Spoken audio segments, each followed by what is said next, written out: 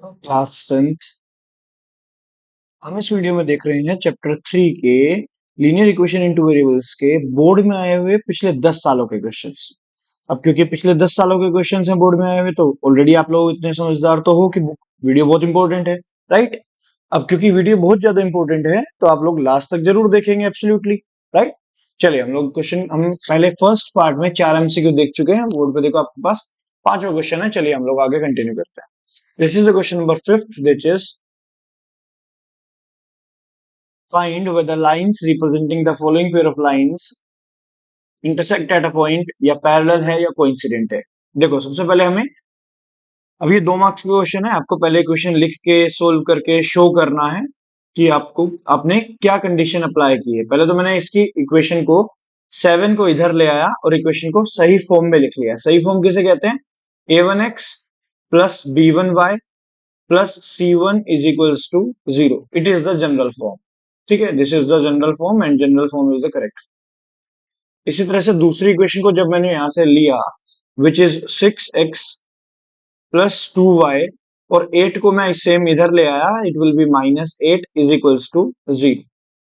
ठीक है, ये हमारी सेकंड आ गई, जहां से हमें कंडीशन मिल गई a2x प्लस b2y। ये तो हमारी जनरल फॉर्म होगी। अब हम लोग कंडीशन की बात करते हैं, उससे हमें पता चलेगा कंडीशन से कि लाइंस पैरेलल हैं या कहीं पे कट कर रही हैं, इंटरसेक्ट कर रही है एक पॉइंट पे, या बहुत सारे पॉइंट्स पे इंटरसेक्ट कर रही है, यानी कि कोइंसिडेंट है। ठीक है, जैसे कि हमने लास्ट पार्ट में देखा है। अगर आपने नहीं देखा तो आप लोग पहले फर्स्ट पार्ट देख लो, जिसमें मैंने थोड़ा सा एक्सप्लेन किया है और 4 एमसीक्यूज भी किए हैं, जो कि 2023 और 24 के क्वेश्चन है।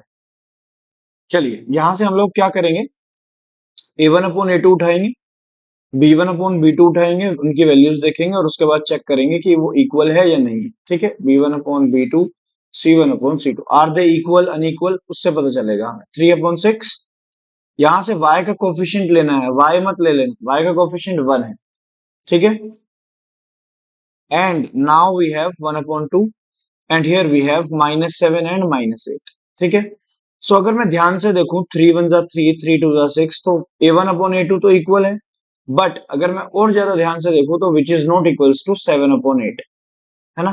तो ये कंडीशन किसकी होती है? ये कंडीशन होती है हमारी पैरेलल लाइंस की, जिसमें हमारे पास a1/a2 और b1/b2 इक्वल होता है और c1/c2 इक्वल नहीं होता है।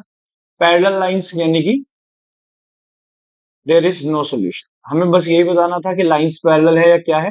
So the answer is the lines are parallel, that's it. इस तरह से हम लोग क्वेश्चन सोल्व करेंगे और अपने 2 मार्क्स पक्के कर लेंगे। सिंपल सा क्वेश्चन है, 2 मार्क्स देके जाता है। ध्यान से देखो, next part we have now. अब हमारे पास ये दो कंडीशन इस फॉर्म में है। Also we can do it directly, but मैं आपको थोड़ा सा एक्सप्लेन करके करवा रहा हूँ। अब आपके पास दो कंडीशन यहाँ पे जो बन रही है, which is 3/2x plus 5/3y is equals to 7। मैं इसे इज इक्वल्स टू 7 को क्या कर रहा हूँ, -7 इज इक्वल्स टू 0 लिख। ये हमारी फर्स्ट इक्वेशन आ गई।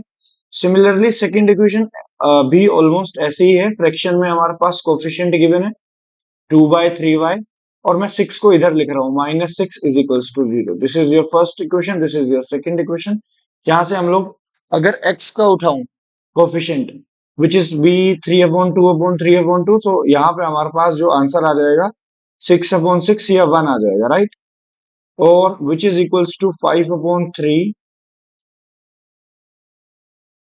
find whether the lines are parallel or coincident। 5/3 and 2/3, 3/2x था, 3/2x था, ठीक।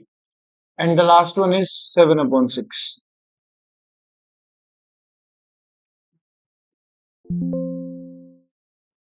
Okay, so it was 6। अगर मैं बहुत ध्यान से देखूं तो मुझे इस 7/6 की जरूरत भी नहीं है एक्चुअली, क्योंकि हमारे पास यहाँ से ही ये इक्वल नहीं मिल रहा। ध्यान से देखो, इट इज बिकमिंग 1/1 या 6/6, ये कट जाएगा ना। 3/2 पूरा का पूरा भी ऐसे काट सकते हैं, और अगर मैं मल्टीप्लाई भी कर दूं 6/6, तब भी वो 1 ही आना है। और which is not equals to, यहाँ पे अगर मैं मल्टीप्लाई करता हूँ 15/6 की, है ना, तो what is the condition? The condition is a1/a2 which is not equals to b1/b2। और ये कंडीशन किसकी होती थी? ये कंडीशन होती थी हमारी यूनिक सोल्यूशन की, राइट। यूनिक सोल्यूशन में जो फर्स्ट वाला पार्ट है वही इक्वल नहीं आता, a1/a2 b1/b2 इक्वल नहीं होता। So they intersect at a point.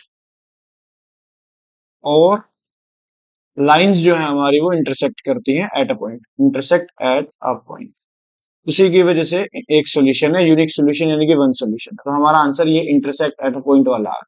This is the answer here. This is the sixth question. Now we are coming to the seventh. बिल्कुल ऐसे ही क्वेश्चन है सेवेंथ भी, ध्यान से देखेंगे। इक्वेशन भी क्लियरली सही से लिखी हुई है, तो मैं इसमें a1 अपॉन b2 डायरेक्टली लगा रहा हूँ। x का कोफिशिएंट उठाया, ध्यान से देखो, ये x का कोफिशिएंट हो गया 2 और अपॉन में 4 लिख दिया। यहाँ पे x का कोफिशिएंट 4 था, इसलिए मैंने 4 ले लिया। अब y का कोफिशिएंट देखो, यहाँ पे कुछ नहीं है, 1 है, और यहाँ पे y का कोफिशिएंट 2 है। और सिमिलरली देखो, यहाँ पे 1/2 इक्वल चल रहा है। अगर मैं 3/6 भी लेता हूँ, अगर मैं इस वाले से या इस येलो से उठाऊं, या और कोई कलर है हमारे पास, ये वाला है, इससे तो नजर भी नहीं आएगा। यहाँ से ये वाला कलर ले लेते हैं। This is the 3 and 6। ठीक है, तो क्लियरली है, यहाँ से हमारा सारा पार्ट कट कट आगे 1/2 1/2 1/2 ही है। And it means all the things, ये a1 सारे कोफिशिएंट इक्वल है, a1 upon a2 which is equals to b1 upon b2 and which is equals to c1 upon c2, and it is the condition of coincident lines, coincident lines, and this is the answer. That's it, यही हमें लिखना है। हमें condition verify करके condition लिखनी है और answer लिख देना। That's it. तो ये हमारा यहाँ से आंसर निकल के आ जाएगा। ऑन कंपेयरिंग, अगर बिल्कुल और बिल्कुल ऐसे बहुत परफेक्टली आंसर लिखना है, you can write these equations and you can write on comparing with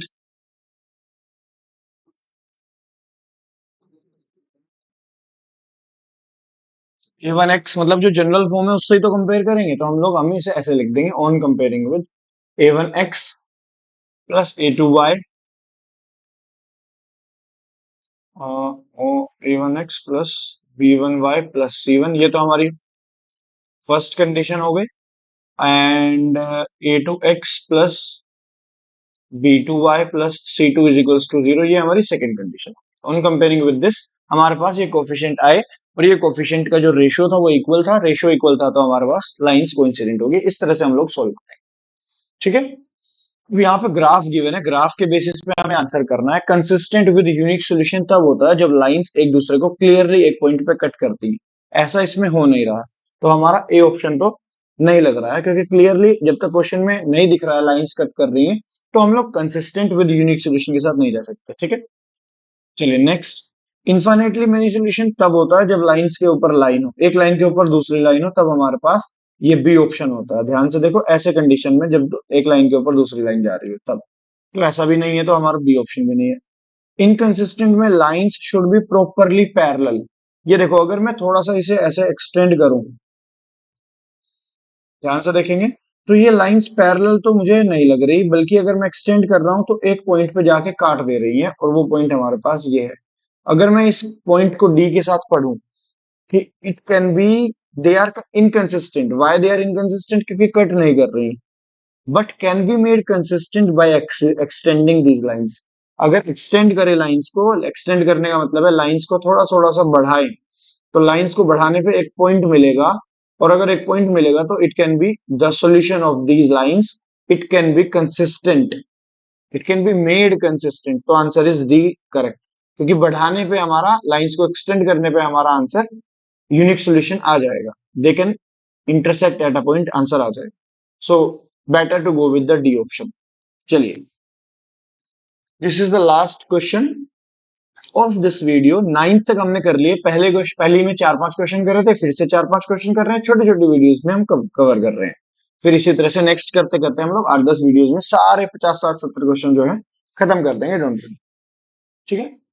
video अच्छी लग रही है, फ्रेंड्स के साथ जरूर शेयर कर दें, अपने सभी फ्रेंड्स के साथ क्लास 10th के, उनके लिए बहुत हेल्पफुल वीडियो है। प्लेलिस्ट मैंने बनाई हुई है, प्लेलिस्ट चेक करो। चैनल को सब्सक्राइब नहीं किया, do hit the subscribe button and bell icon also for the next updates. ठीक है, क्योंकि यही आपको वीडियोस जो है फुल मार्क्स दिलाएंगी बोर्ड के एग्जाम में। अगर आप ये लोग बहुत ध्यान से क्वेश्चंस करोगे, तो क्वेश्चन की एक परफेक्ट, जैसे आप बेसिकली एक प्रैक्टिस बैच की तरह से कर सकते हो। अगर आपने एनसीईआरटी कर रहे हो बहुत अच्छी बात है, कुछ और बुक फॉलो कर रहे हो बहुत अच्छी बात है, बट ये पीवाईक्यू अगर आपको वीडियो के फॉर्म में मैं प्रोवाइड करवा रहा हूँ, तो आपके प्रैक्टिस बैच की तरह आपके हेल्पफुल है।